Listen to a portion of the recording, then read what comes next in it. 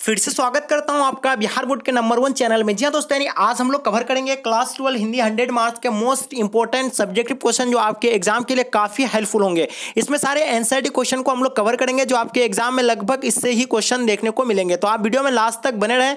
Video शुरू करने से पहले मैं आपसे एक छोटी सी रिक्वेस्ट करता हूँ कि अभी तक अगर आप मेरे चैनल को अगर सब्सक्राइब नहीं किए तो चैनल को सब्सक्राइब कर लें। चलेगा, इस अगर इस पीडीएफ को अगर आप प्राप्त करना चाहते हैं तो आप वीडियो में लास्ट तक बने रहें। लास्ट में आपको हम बताएंगे कि इस पीडीएफ को कैसे प्राप्त करना है। चलेगा, इसको हम लोग वीडियो को स्टार्ट करते हैं।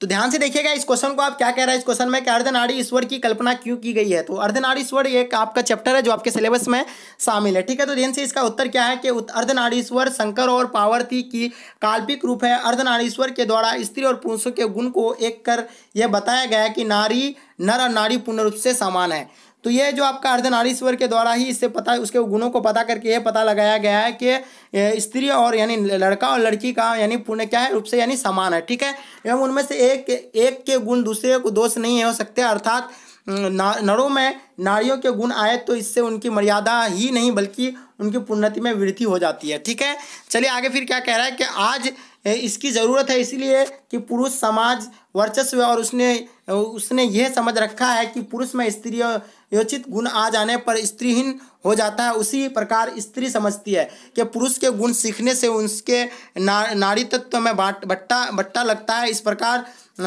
प्रकार पुरुषों के गुण के बीच एक प्रकार का विभाजन हो गया है तथा विभाजन की रेखा में को लांघने में नर और नारी दोनों को भय लगता है। इसलिए अर्धनारीश्वर की जरूरत संसार में पुरुषों की समान ही स्त्रियां। ठीक है, तो कहने का मतलब यह है कि नारी और पुरुषों में जो भेदभाव हो रहा है तो ऐसा भेदभाव नहीं होना चाहिए, सबका मतलब समान होना चाहिए। जैसे कि स्त्री में अगर कोई गुण आ जाता है नर का तो उसी तरह का मतलब वो कोई बड़ी बात नहीं है कि वो स्त्री हो जाता है, मतलब नर ही हो जाता है। ठीक है, तो सब नर में अगर नारी का अगर कुछ गुण आ जाता है तो वो नारी ही नहीं कहलाएगा, वो नर ही कहलाएगा। ठीक है, तो आगे फिर क्या कह रहा है कि पुरुष को सूर्य की धूप पर बराबर अधिकार है, उसी तरह नारियों को भी यह अधिकार होना चाहिए। देखिए, कहने का मतलब यह है कि जितना लड़का को अधिकार है उतना लड़कियों को भी अधिकार है। ठीक है, पुरुष ने नारी को षड्यंत्र के जरिए उसे अपने अधीन कर रखा है। दिनकर इस पुरुष वर्ग एवं स्त्री वर्ग को समझना चाहते हैं कि नारी नर पूर्ण रूप से समान है। पुरुष यदि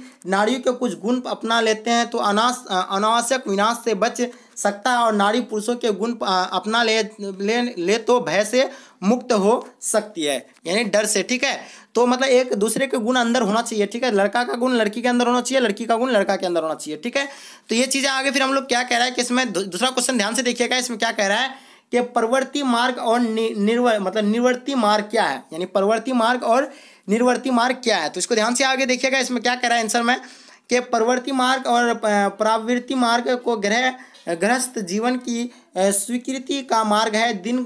दिनकर जी के अनुसार गृहस्थ जीवन में नारियों की मर्यादा बढ़ती है जो पुरुष गृहस्थ जीवन को अच्छा मानते हैं। आप अच्छे से इसको ध्यान से समझेंगे। गृहस्थ कह रहा है कि दिनकर जी कह रहा है कि उसके अनुसार गृहस्थ जीवन में नारियों की मर्यादा बढ़ती है। आज पुरुष गृहस्थ जीवन को अच्छा मानते हैं, उन्हें प्रवृत्ति मार्ग माना जाता है। ठीक है, कि स्त्रियों में जो घर का काम होता है उसे मतलब पुरुष के घर उनके जीवन की अच्छा मानते हैं। ठीक है, मर्यादा को मानते हैं। ठीक है, नारियों की मर्यादा बढ़ती है उससे। आगे हम लोग फिर देखते हैं कि उन्हें प्रवृत्ति मार्ग की माना जाता है। ठीक है, जो प्रवृत्ति मार्ग हुए उन्होंने नारियों को गले से लगाया, नारियों को सम्मान दिया। प्रवृत्ति मार्ग जीवन में आनंद चाहते हैं और नारी आनंद की ही खान है। वह ममता की प्रतिमूर्ति है, वह दया गया और शाहीन गुण की भंडार है। तो ये कह रहा है कि आपको मतलब जो नारी का मतलब ये करता है, रिस्पेक्ट करता है, तो उसी को ही क्या कहा जाता है, नहीं गृहस्थ कहा जाता है, और उसको ही मतलब क्या प्रतिवर्ती मार्ग और प्रतिवर्ती मार्ग कहा जाता है। ठीक है, आगे फिर देख रहा है कि क्या कह रहा है आगे कि निवृत्ति मार्ग और निवर्तित मार्ग में गृहस्थ जीवन को अस्वीकार करने वाला मार्ग है। गृहस्थ में जीवन को अस्वीकार करना, नारी को अस्वीकार करना। निवर्तित मार्ग से नारी की मर्यादा गिरती है। जो निवृत्ति मार्गी बनी उन्हीं जीवन के साथ नारी को भी अलग ढकेल दिया है। ठीक है, क्योंकि वह उनके किसी काम की चीज़ नहीं थी। उनका विचार था कि नारी मोक्ष प्राप्त में बाधक है। ठीक है, यही कारण था कि प्राचीन विश्व में जब व्यक्तिगत मस्तित्व की खोज की गई तो मनुष्य जीवन की सबसे बड़ी साधना मानी जाने लगी है। तब झंड के झुंड के झुंड विवाहित लोग संन्यास लेने लगे और उनकी अभागित पत्नियों के सिर पर जीवित वेद का पहाड़ टूटने लगा। वृद्ध महावीर कबीर आदि संत महात्मा निवृत्ति मार्ग के समर्थक थे। ठीक है, क्योंकि उन लोग क्या किया था कि अपना मतलब वो सन्यासी ले लिया था अपना जीवन से, और वो एकदम पूरा ये प्राप्त करने के लिए आगे थे। ठीक है, तो आगे फिर हम लोग देखते हैं उसमें क्या कह रहा है कि उसने कहा था कि तो प्रथम विश्व युद्ध की पृष्ठभूमि में लिखी गई कहानी गुलेरी जी ने लहनासिन और सूबेदारिनी के माध्यम से मानवीय संवादों का नया रूप लिखा। ठीक है, तो इसमें कहा है, उसने कहा था कि यानी ये चैप्टर है, उसने कहा था कि कहानी का प्रारंभ कहाँ और किस रूप में होता है। तो ये आपका ये फर्स्ट क्वेश्चन है, तीसरा क्वेश्चन, और इसका जवाब आपको यहाँ देखने को मिलेगा। ठीक है, इसमें कहा है कि उसने कहा था कि प्रथम विश्व युद्ध के पृष्ठभूमि में लिखी गई कहानी गुलेरी जी ने लहन सिंह और सूबेदारी के माध्यम से मानवीय संवादों का नया रूप प्रस्तुत किया, और लहना की सिंह सूबेदारी के अपने प्रति विश्वास की अभिभूत होता है, क्योंकि उस विश्वास की नींव में बचपन के संबंध सूबेदारनी का विश्वास ही लहन सिंह को उस महान त्याग की प्रेरणा देता है। ठीक है, आगे देखिए फिर क्या कह रहा है कि कहानी और स्तर पर अपने को व्यक्त करती है। प्रथम विश्व युद्ध के पृष्ठभूमि पर यह एक अर्थ में युद्ध विरोधी कहानी भी है, क्योंकि लहना सिंह के बलिदान का उचित सम्मान किया जाना चाहिए तथा परंतु उसका क्या आगे इसमें क्या आ रहा है, परंतु उसका बलिदान व्यर्थ हो जाता है और लहन सिंह का करुण अंत युद्ध के सिद्ध में खड़ा हो जाता है। लहन सिंह का कोई सपना पूरा नहीं होता है। तो ये क्वेश्चन का आपका तीसरा क्वेश्चन का ये आंसर था। चलिए फिर हम लोग आगे देखते हैं क्वेश्चन क्या कह रहा है। चौथा नंबर क्वेश्चन को आप ध्यान से देखिएगा। यह जानकर कि लड़की की कुरमाई हो गई और लड़के की क्या हालत हुई, यानी यह जानकर कि लड़की की कुरमाई हो गई और लड़के की क्या हालत हुई। ठीक है, तो इसमें कहा है, उसने कहा था कहानी में लड़का लहन सिंह लड़की से एक दिन जब वही प्रश्न पूछता है कि तेरी कुरमाई मांगनी हो गई, तब लड़की दत्त कहने के बजाय कहती है कि हाँ कल ही हो गई है, देखा नहीं यह रेशम के फुलकों वाला सालू। लहना सिंह हतप्रभ रह जाता। ठीक है, उसके बाद कह रहा तीसरा क्वेश्चन, पांचवा क्वेश्चन आप ध्यान से देखिएगा इस क्वेश्चन में कि रोज कहानी में इस क्वेश्चन में आप ध्यान से देखिएगा। इस क्वेश्चन में आंसर क्या कह रहा है कि रोज कहानी में क्या कह रहा है इसमें ध्यान से देखिएगा इस क्वेश्चन को कि रोज कहानी में मालती को देखकर लेखक ने क्या सोचा।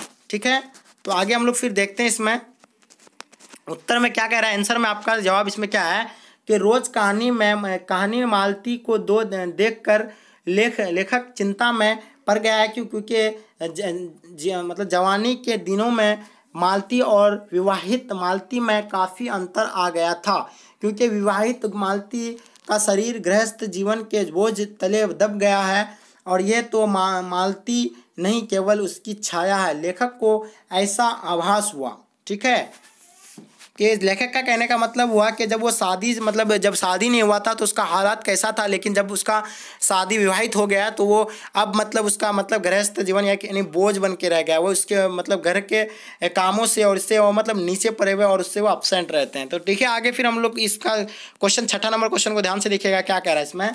भगत सिंह किस प्रकार के देशभक्त की आवश्यकता महसूस करते थे। चलिए, बहुत ही इंपॉर्टेंट क्वेश्चन है। भगत सिंह महसूस करते थे कि लोग निष्ठापूर्वक त्याग, लगन तथा आत्मोत्सर्ग की भावना से युक्त होकर देश की आज़ादी में योगदान करें। ऐसे देशभक्त की आवश्यकता महसूस करते थे कि हमें दूसरे पर आश्रित नहीं होना चाहिए, दोषारोपण नहीं करना चाहिए। तो भगत सिंह सोच रहे थे कि हमें एक दूसरे पर आश्रित नहीं होना चाहिए, हमें अपने देश के आज़ादी में जो योगदान दिया था तो उसमें आत्मोत्सर्ग पर हम लोग निष्ठापूर्वक त्याग कर, लगन तथा आत्मोत्सर्ग की भावना से युक्त होकर अपने देश के योगदान के लिए हमें लग जाना चाहिए। और उसी के वही चीज़ वो सोच रहा था कि देशभक्ति की आवश्यकता महसूस करते थे। कौन? यानी ये भगत सिंह देशभक्ति का महसूस करते थे। आगे फिर क्या कह रहा है इसमें ध्यान से देखिए, बल्कि त्याग, लगन एवं आत्मोत्सर्ग देश के लिए कुर्बान हो जाएं। ठीक है, आगे फिर देखिए क्या कह रहा है। तो यहीं तक इसका आंसर था, जो आपके एग्जाम की दृष्टि से काफ़ी हेल्पफुल होगा क्योंकि इसमें सारे हम लोग एनसीईआरटी क्वेश्चन को इस कवर किए हैं, तो आपके बोर्ड एग्जाम की दृष्टि से काफ़ी हेल्पफुल होगा। इससे आपका ऑब्जेक्टिव और सब्जेक्टिव दोनों कवर होगा, क्योंकि सब्जेक्टिव आप क्लियर अगर कर लेते हैं तो आपका ऑब्जेक्टिव ऑटोमेटिक ही बन जाएंगे। आई थिंक आपको भी समझ में आएगा होगा। चलिए गाइस, अगर आप इस पीडीएफ को अगर प्राप्त करना चाहते हैं तो सबसे पहले आप मेरे चैनल को सब्सक्राइब कर लीजिए, और इस पीडीएफ को प्राप्त करने के लिए आपको इस नंबर पर कॉन्टैक्ट कीजिए, आपको सारा पीडीएफ मिल जाएगा सभी सब्जेक्ट का। 9162055090, ये व्हाट्सअप नंबर है, व्हाट्सअप में संपर्क करें सिर्फ। चलिए यहीं तक मैं वीडियो को एंड करता हूँ। जय हिंद, जय भारत।